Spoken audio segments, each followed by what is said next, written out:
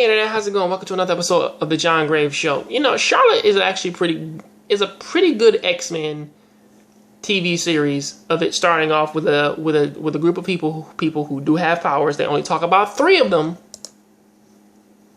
and they all pretty much have really good powers or crazy powers in a sense.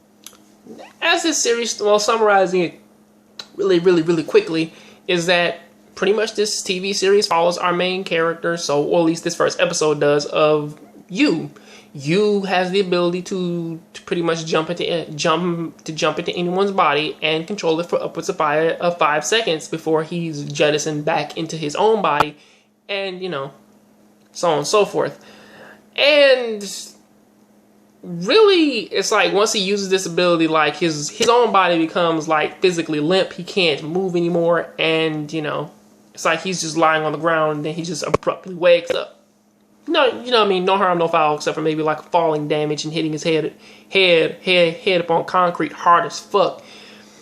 But like most people who have a superpower which that no one else knows about, he pretty much fucking exploits it. Pretty much like jumping into the bodies of girls to check out other girls, you know, jumping into the bodies of bullies to force them to fight each other, jumping into the bodies of his fellow students to fucking cheat on tests, even pretty much do things to, or at least like he sort of does things to pretty much like get false popularity and also force people to actually like him.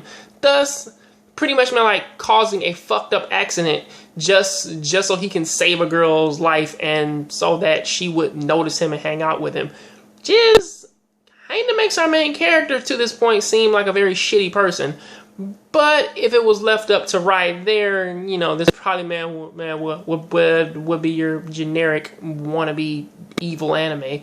But other than that, though, it takes a Witch Hunter Robin approach to where you have other people with powers like him who have been recruiting him, or at least who have been watching him, and now they want him to come over to their school to, to sort of help them catch people just like how he was, who were using their powers for evil. And these 2 characters are now, or at least now, Tamori, who pretty much has the ability to force one person to, or at least like she can render herself invisible for, for one person, meaning that like one person can see her invisible where everybody else can see her. And a trend is slowly starting to pop up here. And the same thing for Jojuro Takajo, the guy who calls his ability teleportation, but all in all, it's just super speed. But he can't stop of his own volition. He can start it up, but he can't stop it. You know, because like once he tries to stop himself, he slowly fucks himself up and ends up in the hospital, which is pretty fucked up. But at the same time, these 2 characters sort of have their whole thing of trying to like talk him into that, forcing him to come to their school without actually pretty much explaining anything until like the last fucking minute when he tries to run away and then they catch him. I will be fair though, it is actually rather silly for them to try and fight a dude who they know can jump into their bodies. Because if he really wanted to, he could have just jumped into like Nao's body when they were at the river, made her do a half backflip, fall and break her damn neck, and then jump into like Juro's body and force him to hop into the bottom of the fucking lake. I mean, obviously 5 seconds is more than enough to kill both of these fuckers. So I mean, like, what the fuck was stopping him from actually doing that? Nothing. But at the same time, it's like you really need to be a little bit more controlled whenever you do shit like this.